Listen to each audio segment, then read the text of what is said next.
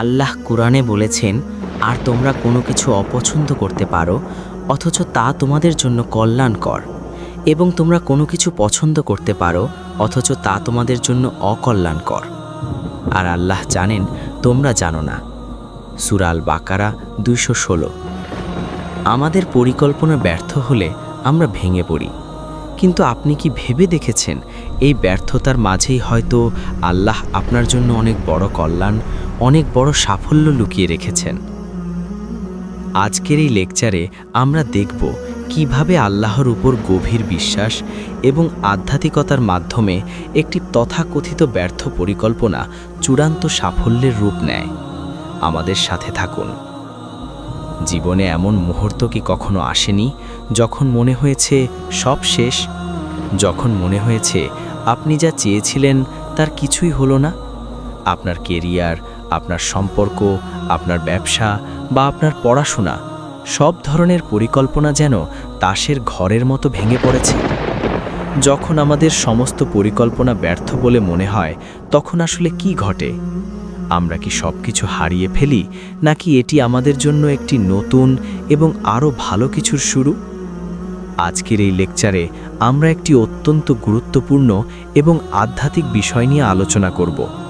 আমরা দেখব কিভাবে আল্লাহর উপর গভীর বিশ্বাস এবং আধ্যাত্মিকতার মাধ্যমে একটি তথাকথিত ব্যর্থ পরিকল্পনা আমাদের জীবনের একটি অসাধারণ নতুন অধ্যায়ে রূপান্তরিত হতে পারে। আপনারা যারা এই মুহূর্তে হতাশার অন্ধকারে হাবুডুবু খাচ্ছেন, এই আলোচনা আপনাদের জন্য অনুপ্রেরণার এক নতুন আলো নিয়ে আসবে ইনশাআল্লাহ। প্রথমেই আমাদের একটা কথা খুব গভীর মনোযোগ দিয়ে শুনতে হবে এবং বিশ্বাস করতে হবে। আমরা মানুষ, আমাদের জ্ঞান খুবই সীমিত। আমরা কেবল আজ এবং বড়জোর কালকের কথা অনুমান করতে পারি, কিন্তু আল্লাহ সুবহানাহু ওয়া তাআলা হলেন আল আলিম, সর্বজ্ঞানী। তিনি অতীত, বর্তমান এবং ভবিষ্যৎ সব কিছু জানেন। আমরা যখন কোনো পরিকল্পনা করি তা আমাদের জ্ঞান এবং অভিজ্ঞতার উপর ভিত্তি করে করি। আমরা মনে করি এই নির্দিষ্ট পথে চললে আমাদের কল্যাণ হবে, আমরা সুখ পাব, কিন্তু আমরা জানি না সেই পথের শেষে কি অপেক্ষা করছে। আল্লাহ রাব্বুল আলামিন কুরআনে অত্যন্ত স্পষ্টভাবে বলেছেন, আর তোমরা কোনো কিছু অপছন্দ করতে পারো অথচ তা তোমাদের জন্য কল্যাণকর, এবং তোমরা কোনো কিছু পছন্দ করতে পারো অথচ তা তোমাদের জন্য অকল্যাণকর। আর আল্লাহ জানেন তোমরা জানো না। সূরা আল বাকারা আয়াত 216। এই আয়াতের প্রতিটি শব্দ আমাদের জন্য এক মহান শিক্ষা। এর অর্থ হলো, আমরা যা চাই তা হয়তো আমাদের জন্য ভালো নয়, বরং ধ্বংসাত্মক। আর আমরা যা অপছন্দ করি বা যা থেকে দূরে থাকতে চাই, আল্লাহ হয়তো তার মাঝেই আমাদের জন্য অনেক বড় কল্যাণ, অনেক বড় সাফল্য লুকিয়ে রেখেছেন। তাই যখন আমাদের কোনো পরিকল্পনা ব্যর্থ হয়, তখন আমাদের ভেঙে পড়লে চলবে না। আমাদের মনে করতে হবে না যে আল্লাহ আমাদের ভুলে গেছেন, বরং আমাদের বিশ্বাস করতে হবে যে আল্লাহর পরিকল্পনা আমাদের পরিকল্পনার চেয়ে অনেক গুণ উত্তম। তিনি হয়তো আমাদের জন্য এর চেয়েও বড়, এর চেয়েও সুন্দর কোনো পথ খুলে দিচ্ছেন। ইতিহাস সাক্ষী, আল্লাহর সবচেয়ে প্রিয় বান্দারাও অনেক সময় এমন পরিস্থিতির মধ্য দিয়ে গেছেন যেখানে তাদের সমস্ত পরিকল্পনা ব্যর্থ বলে মনে হয়েছে, কিন্তু আল্লাহর অলৌকিক পরিকল্পনা সেই ব্যর্থতাকে চূড়ান্ত সাফল্যের রূপ দিয়েছে। হযরত মুসা আলাইহিস সালামের মায়ের কথা চিন্তা করুন। যখন তিনি তার নবজাতক সন্তানকে এক বাক্সে ভরে নীল নদে ভাসিয়ে দিয়েছিলেন, তখন তার মনে কি কোনো আশা ছিল? না, তিনি ছিলেন ভয়ে, আতঙ্কে। তার একমাত্র পরিকল্পনা ছিল তার সন্তানকে ফেরাউনের সৈন্যদের হাত থেকে রক্ষা করা।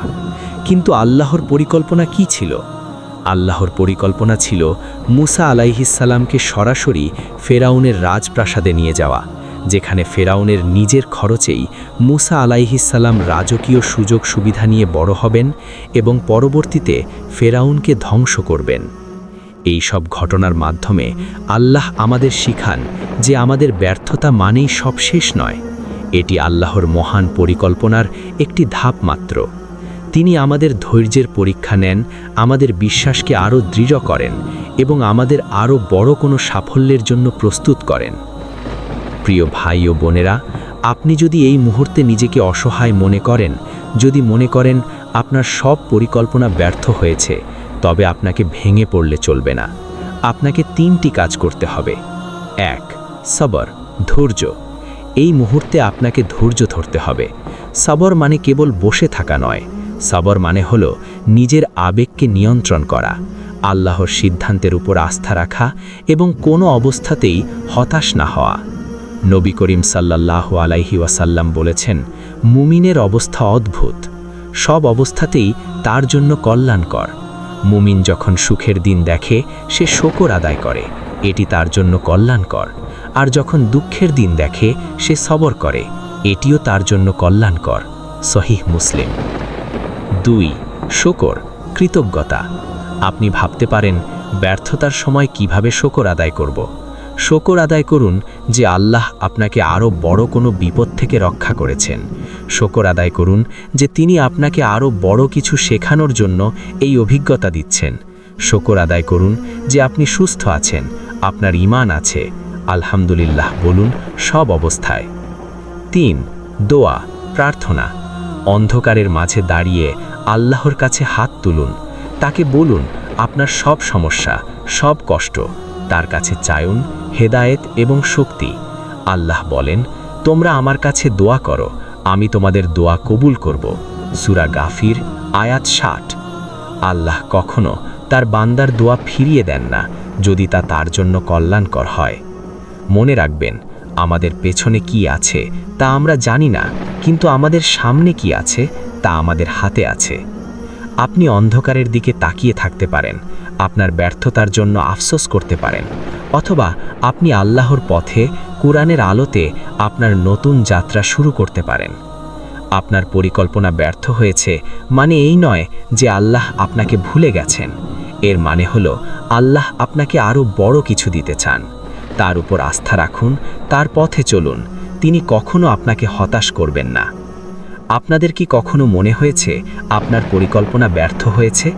কমেন্ট করে জানান আপনার অভিজ্ঞতা। আমাদের চ্যানেলটি সাবস্ক্রাইব করুন এবং আপনার আধ্যাত্মিক যাত্রায় অনুপ্রেরণা পেতে ভিডিওটি শেয়ার করুন। আল্লাহ আমাদের সবাইকে ধৈর্য এবং শুকর আদায়ের তৌফিক দান করুন। আমিন। আসসালামু আলাইকুম ওয়া রাহমাতুল্লাহি ওয়া বারাকাতুহু।